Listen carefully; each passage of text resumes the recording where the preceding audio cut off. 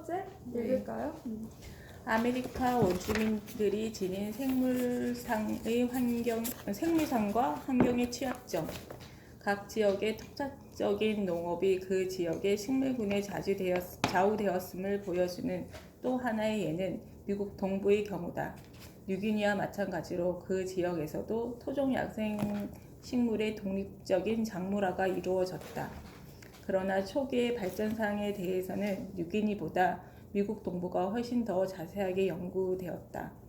최초의 농경민들이 재배한 농작물들도 밝혀졌고 각 토종 식물의 작물화 시기와 순서도 확인되었다. 아메리카 원주민들은 다른 곳의 농작물들이 도착하기 전에 이미 미국 동부의 여러 강 유역에 정착해 토종 농작물을 바탕으로 집약적인 생량 생산을 시작했다. 그러므로 그들은 가장 유망한 야생 식물들을 충분히 활용할 수 있는 위치에 있었다.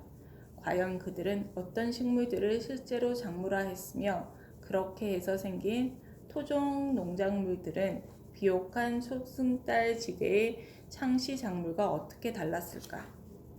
미국 동부의 창씨 작물은 비옥한 초승달 지대에서 밀과 보리가 작물화되었고 6,000년이 지난 후, 즉 BC 2500년에서 1500년에 작물화된 4종의 식물이었다. 그 중에서 호박의 일종은 먹을 수 있는 종자뿐만 아니라 작은 그릇으로도 이용되었다.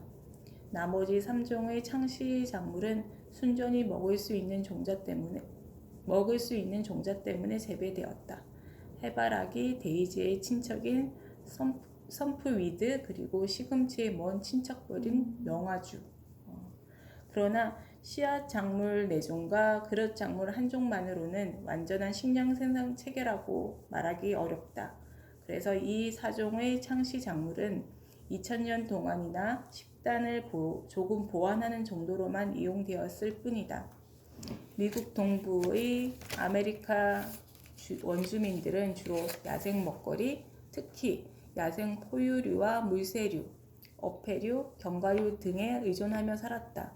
그러다가 먹거리를 장만하는 주된 수단이 농경으로 바뀐 것은 3가지 씨앗, 마디풀, 메이그래스, 작은 보리가 더 재배되기 시작한 BC 500년에서 200년경 사이의 일이었다.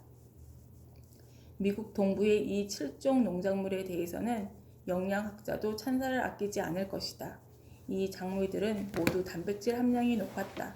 밀은 8에서 14%, 옥수수는 9%, 보리와 백미는 자그마치 17에서 32%나 되었던 것이다. 그 중에서 해바라기와 스프리드 2종은 기름도 많았다. 특히 스프리드는 단백질 32%에 기름이 45%였으므로 영양학자에게는 꿈의 식품이라고 할 수 있을 정도였다. 그런데 왜 우리는 지금 그 같은 꿈의 식품들을 먹지 않을까? 이 작물들은 영양 면에서는 더 바랄 나위가 없지만 안타깝게도 다른 측면에서는 심각한 단점들을 가지고 있기 때문이다. 명화주, 마디풀, 작은 보리, 메이그래스 등은 밀이나 보리의 10분의 1 정도밖에 안 될 정도로 종자가 너무 작았다. 더구나 선프위드는 풍매 수분을 하면서 건초열을 일으키는 식물로 악명이 높은 돼지풀의 친척이다. 돼지풀처럼 선프위드의 꽃가루도 군락지를 형성하고 있는 곳에서는 건초열을 일으킨다. 그런데도 선프위드를 재배하고 싶다는 생각이 싹 사라지지 않는다면 선프위드에서는 일부 사람에게 불쾌감을 주는 강한 냄새가 나고 만지면 피부에 염증을 일으킨다는 사실도 상기하자. AD 1년 이후 드디어 몇 개의 교역로를 통해 멕시코의 농작물이 미국 동부로 들어오기 시작했다. 옥수수는 AD 200년경에 도착했지만 그 후로도 여러 세기 동안에 중요한 역할을 담당하지 못했다. 그러다가 AD 900년경에는 북아메리카의 짧은 여름에 적응한 새 변종이 나타났고 1100년경에는 누에콩이 도착하면서 마침내 옥수수, 누에콩, 호박이라는 멕시코산 3대 작물이 완성되었다.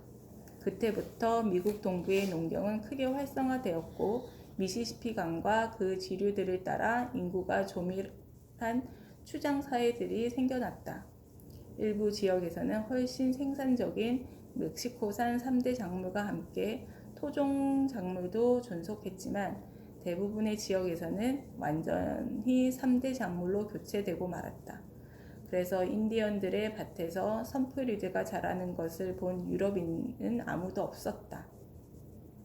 유럽인들이 남북 아메리카를 식민지화하기 시작한 1942년 무렵에는 이미 농작물로서의 선프리드는 사라지고 없었기 때문이다.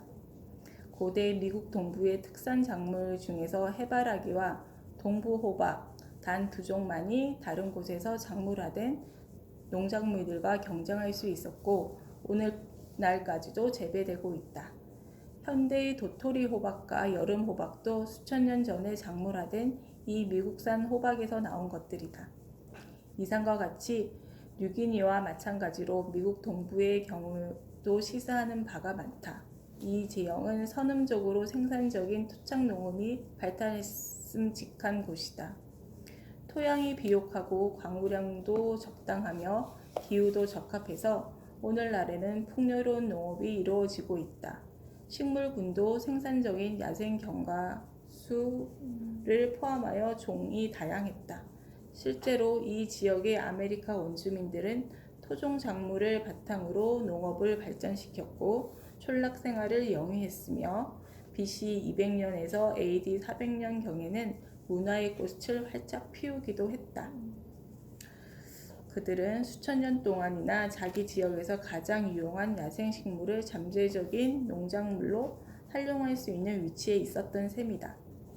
그렇지만 호프웰 문화가 꽃핀 시기는 비옥한 초식달 지대에서 촌락 생활이 시작되고 나서 거의 9,000년이 흐른 뒤였다. 그리고 이른바 미시시피 문화는 아메리카 원주민들이 이룩한 것으로 멕시코 이북에서 가장 규모가 큰 도시와 복잡한 사회를 낳았는데 이 경우도 멕시코산 3대 작물이 더욱 큰 규모의 인구 증가를 촉발시켰던 AD 900년 이후의 일이었다. 그러나 그 인구 폭증은 너무 늦게 찾아왔으므로 미국의 아메리카 원주민들은 미처 유럽의 식민지화라는 임박한 재앙에 대비할 겨를이 없었다. 미국 동부산 농작물을 바탕으로 한 식량 생산만으로 인구 폭증을 촉발하기엔 불충분했던 이유는 간단하다. 이 지역의 야생 곡류와 밀과 보리의 유용성과 비교할 수도 없었다. 미국 동부의 아메리카 원주민들은 그 지역의 야생 콩류, 섬유식물, 과실수나 경과수 등을 작물화하지 못했고 개 이외에는 가축화된 동물도 없었다. 그나마도 아마 남북 아메리카의 다른 지역에서 가축화되었을 것이다. 미국 동부의 아메리카 원주민들도 분명히 주변의 야생종들 중에서 중요한 작물이 될 만한 것들을 빠뜨리지 않았다. 현대과학으로 무장한 20세기의 품종 개량자들조차도 북아메리카의 야생식물을 개발하는 데는 별로 성공을 거두지 못했다. 물론 피칸을 경과수로, 블루베리를 과실수로 작물화하고 사과, 서양자두, 포도, 나무딸기, 블랙베리, 딸기 등 유라시아의 몇 가지 과실 작물을 북아메리카의 야생 친척과 교배시켜 개선한 것은 사실이다. 그러나 이 몇 차례의 성공이 우리의 식습관에 일으킨 변화는 AD 900년 이후 멕시코의 옥수수가 미국 동부에 살던 아메리카 원주민의 식습관에 일으킨 변화에 비할 바가 못된다. 미국 동부산 작물에 대해 가장 잘 아는 농경민들은 바로 그 지역의 아메리카 원주민들이었다. 멕시코산 3대 작물이 도착하자 그들은 동부산 작물을 포기하거나 그 비중을 감소시키는 선택을 했다. 그러한 결과는 곧 아메리카 원주민들이 문화적 보수주의 따위에 구애받지 않았으며 좋은 식물을 보면 높이 평가할 줄 알았다는 증거다. 그러므로 뉴기니와 마찬가지로 미국 동부에서도 토착적 식량 생산의 취약점은 아메리카 원주민 때문이 아니라 전적으로 아메리카의 생물상과 환경 때문이었다고 할 수 있다.